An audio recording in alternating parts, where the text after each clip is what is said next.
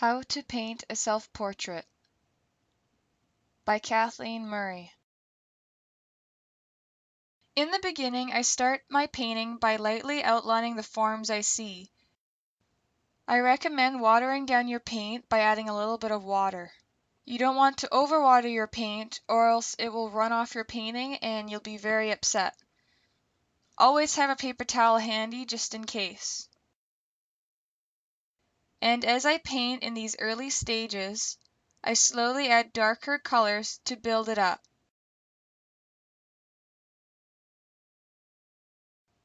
I know of two different methods that can help you as you sketch out your face. One method I would call is the Lego method because you end up drawing your face by building it up from the shadows and the highlighted shapes you see. Often with this method, I start on one of my eyes and work my way around my face to create it. Another method I know and use is the silhouette method. With this method, you sketch out the proportions of the sides of your face. Once you've done this, you squint at your reflection in a mirror and do your best to estimate and draw out your features. This method is good for those who need to place their face in a particular spot in their painting, for when you build up and correct your face, it will not move. Once I have laid out where everything is, I begin mixing my shadowy areas on my face. As I do this, I add darker and darker paint. At this point, I try my best to make sure all my proportions are correct, and I add as much detail as I can. When I paint my lips, I start off with a muddy red color as a starter layer. On the next layer of paint, I add a lighter version of this muddy red color. Then, I use a darker version of this muddy red color for the darker areas. As I build up my lips and add texture, I go back and forth between lights and darks using my original muddy red color.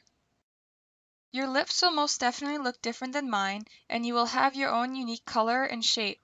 I would also like to note that if my lighting around me was different than it is right now, then I would be adding, for example, the required yellows or blue hues to this muddy red color.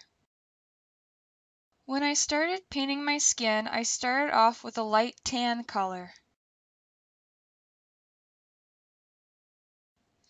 Just like the lips, I used the same color I mixed up in the beginning to create darker and lighter colors for my face. I also paid close attention to my right side of my face, for it had a more bluish lighting to it, while my left side of my face had a greener, whiter light reflecting onto it. My painting is still early on, and I am more focused on figuring out my shadows at this point, however. A cool trick to figuring out how to come up with your own skin color when you are painting from life is to use your own hand as a guide. If you're just using white and the primaries, then you can still get your skin tone right by using them. Right now I am working on building up the cooler lighting shown on my right side of my face. I added purple to my skin tone to achieve this.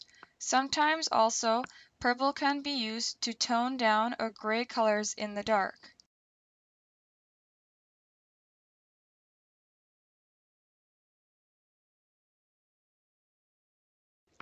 At this point, I don't want to forget to start painting my eyes.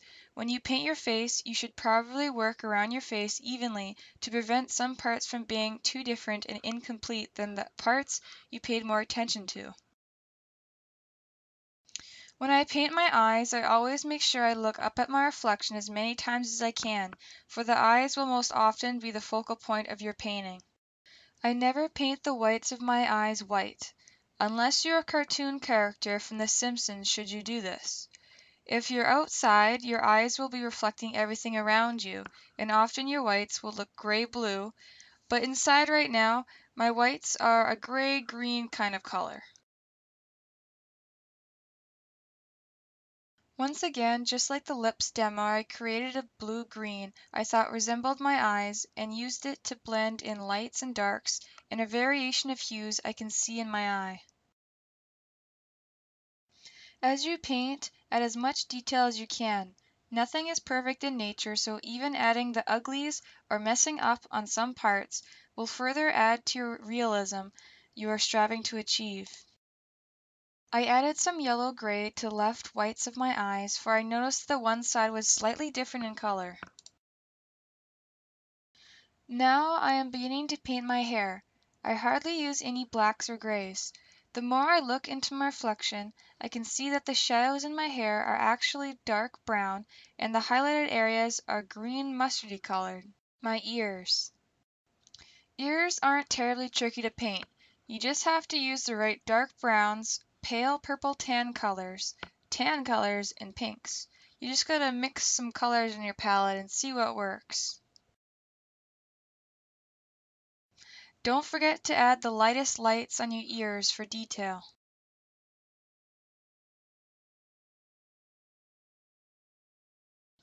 And don't forget to paint your neck or the rest of your painting for that matter.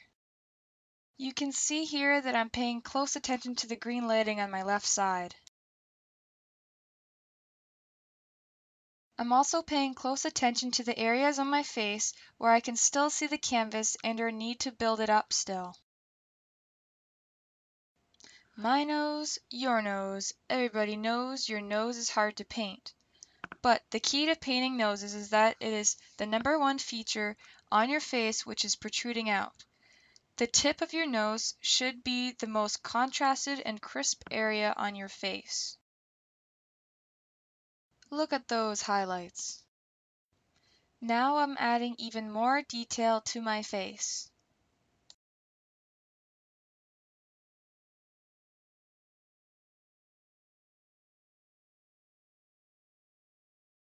Now I'm adding those warmer lighted skin tones to my left side of my face. Make sure you step back once in a while to look at your painting from a different view. If you want to look like a zombie, use a lot of yellow in your skin tones. Just saying. You can see here that I'm using a lot of paint to cover my face. As you can see, I've sped up my video for you. But when I painted my face in actual time, I also painted really fast. If you're trying to paint skin and you are having trouble making it smooth, you can paint faster or add additives to slow down your paint's drying time, or even adding some light washes of paint can help you achieve this realistic look you're trying to get. Aha! Golden's liquid glazing medium. It too works well for adding light coats of paint. It smooths your paint better than water. At least this is my opinion. I use this stuff in almost all of my paintings. As you can see, I'm using the glazing liquid to smooth out my skin. I can sort of tell now that I am almost getting near to completing my self-portrait. All what's left for me to do is a little bit more correcting and adding more details, including highlights and shadows.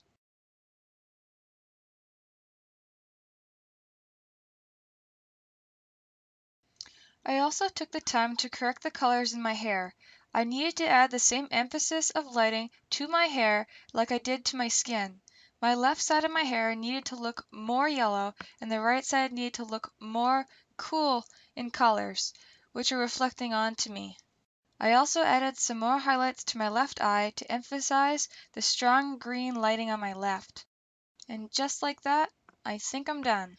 Quick tip, use your mirror and look at your painting's reflection to check proportions when you're finished. Sometimes you'd be surprised how off you are. Mirrors can be very useful. I hope this video will help you paint your own self-portrait. This is how I paint self-portraits, so don't use this method as the only method. Be open to try new things. Thanks for watching, and I'm awfully sorry it was so long. I wish you good luck.